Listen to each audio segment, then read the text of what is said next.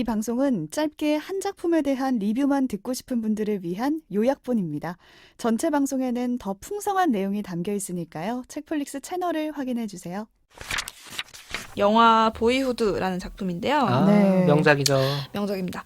이제 이 영화의 배경을 좀 먼저 얘기를 나누면 이 감독이 리처드 링클레이터라는 감독인데 비포 시리즈로 이름은 못 그렇습니다. 들어봤어도 비포 시리즈는 아시잖아요. 그쵸. 너무 비포 좋아요. 선라이즈, 비포 선셋 그 비포 시리즈의 감독이고 그렇기 때문인지는 모르지만 에단 에단 호크가 호크가. 중요한 역할로 출연을 하고 있습니다. 근데 이 영화의 이제 가장 중요한 어떤 포인트는 뭐냐면 이 영화의 기획 자체가 엄청 신선해요. 그러니까 보통은 어린 아이가 커서 성장하는 과정을 담을 때 보통은 배우가 여럿이죠. 아역과 어른 역할을 따로 섭외를 그쵸. 해서 최대한 닮게 연출을 해서 시간의 흐름을 보여주잖아요. 이 영화는 실제로 시간의 흐름을 담은 영화예요. 그러니까 2014년 개봉작인데 2002년부터 그쵸. 제작이 된 12년 12년에 동안 걸친 찍은 거예요. 어마어마한 와. 프로젝트입니다.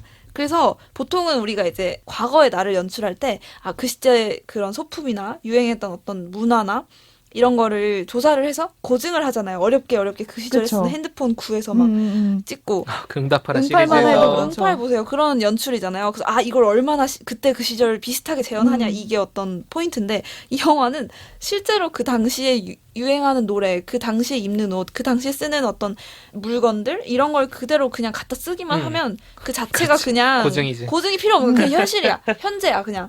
그래서 그렇게 그때 이제 몇 년에 한 번씩 아이들이 커가는 모습들도 대역이 아니라 본인이 직접 크기 때문에 리얼하게 정말 그 시간의 흐름을 볼 수 있는 엄청난 기획입니다. 와.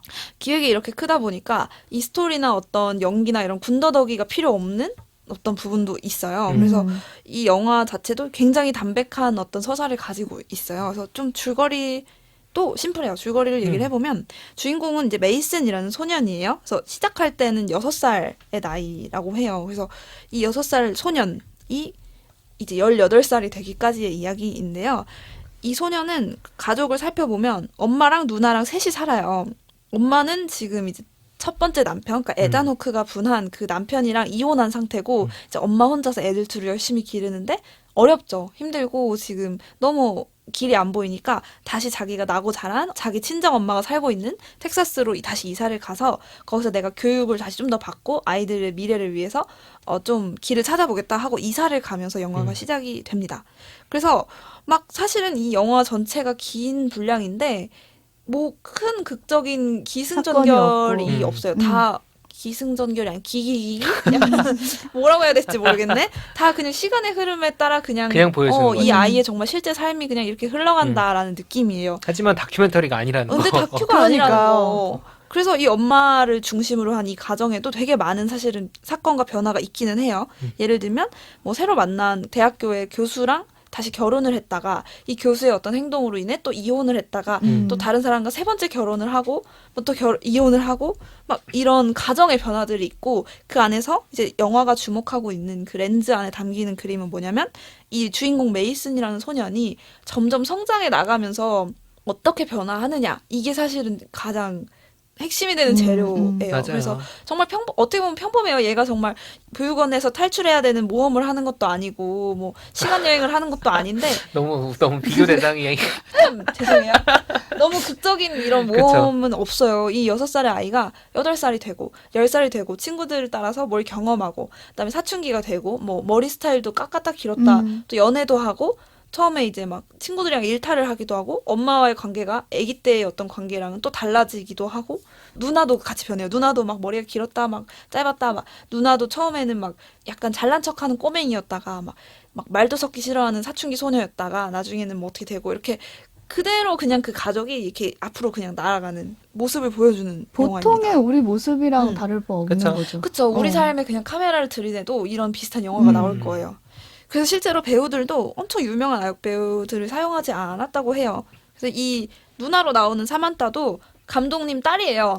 근데 제가 이거는 어디 블로그에서 읽은 건데 나중에 자기 분량 좀 줄여달라고 쫄랐대요. 나중에 애가 크고. 듣기 그래서 점점 하기 싫은 줄어들어요. 진짜 그래서 그런지 모르겠는데 점점 줄어들긴 하더라고요. 어렸을 땐 하고 어. 싶었는데. 그 영화 자체는 되게 뭐랄까 사건의 이런 기승전결과 관계의 역동성을 가지고 보는 영화라기보다는 이런 평범한 대화들, 평범한 어떤 일상의 모습들이 한 조각 한 조각 이렇게 모여서 이 가족의 어떤 시간, 역사가 되는 과정들을 좀 보는 게 재밌었던 것 같아요. 그거를 아이의 시선, 남자 아이의 그쵸. 시선에서 보는 거죠. 에다노크 아까 얘기했지만 그 첫 남편이죠. 엄마의 이 아이들의 친부인 그 인물이 계속 나와요. 왜냐면 엄마가 텍사스로 이사를 가면서 거기서 일주일에 한 번씩 주말마다 아빠랑 애들이 시간을 보내도록 하는 이런 설정이 나오는데 아버지가 계속 이제 시간을 아빠는 별로 안 변해요. 이미 늙어가지고 그치. 처음부터. 애들은 되게 막 역변과 정변을 거듭하는데 아버지는 비슷해요. 에다노크잖아 그리고.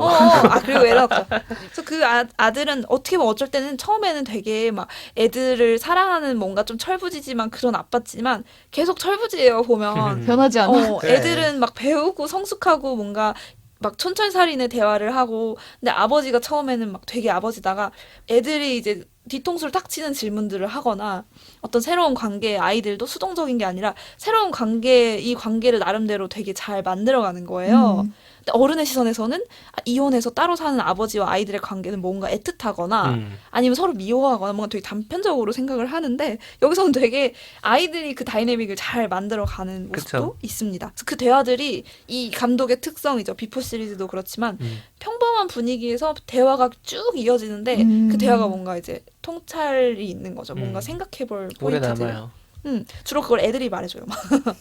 그래서 이제 결국 이 영화는 18살을 향해 가요. 이 6살에 시작했던 꼬맹이가 이제 와. 나중에 이제 미국 나이로 해서 성인이 되는 거죠, 소위. 그래서 자기가 대학교에 이제 가서 기숙사에 딱 들어가면서 집을 나와서 이제 독립하게 되는 그 시점에서 그 엄마는 되게 막 여러 가지 복잡한 감정이 섞인 눈물을 막 흘려요. 그래. 그게 뭐랄까 어쩌겠어. 보내는 서운함도 있지만 내가 정말 고생해서 정말 그래, 힘들게 그렇지. 남편도 여러 번 바뀌고 막 너무 힘든 상황에서 길러낸 아이가 이제 세상으로 이렇게 딱 음. 나갈 때 그런 후련할 수도 있지만 되게 허전할 수도 있을 것 그렇지. 같고 내가 뭔가 열심히 살아온 그 목적 중에 하나가 사실은 이제 끝났잖아요. 완수됐다라고 해야 되니까 그 복잡한 감정선까지도 이제 영화에서 잘 담아내고 있습니다. 실제로 패트리샤 아케트 캐릭터가 워낙 배우가 패트리샤 아케트인데 워낙 좋아서 이게 아카데미에 굉장히 여러 부분 맞아요. 노미네이트가 됐는데 그때 하필 버드맨이랑 붙었어요. 근데 그랬군요. 버드맨이 오, 싹쓸이를 몰랐네. 해가지고 제가 근데 또 패트리샤 버드맨. 아케트는 조연상을 받았죠. 아, 여조연상을 그랬나요? 받았죠. 네. 연기가 너무 좋았죠. 연기가 정말 그 엄마의 그 복잡한 마음, 이 아이를 정말 책임지는 엄마예요. 사실은 되게 방치하고 이런 엄마가 아니고 어떻게든 이제 책임지면서도 자기의 이제 커리어를 열심히 만드는 엄마인데 이제 남편들이 좀 별로였죠.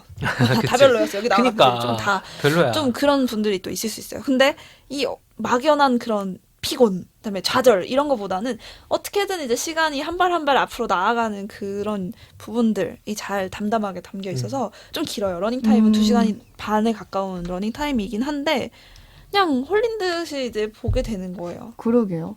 아니 보이hu드라 그래서 저는 그 주인공의 삶만 쭉 들여다볼 수 있을 줄 알았는데 그게 아니라 아니에요. 진짜 어른들의 이 가족에 대한 이야기예요.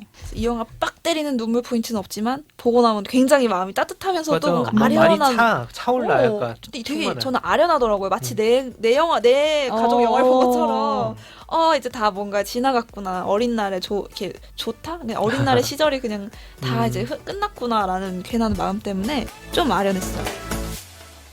책플릭스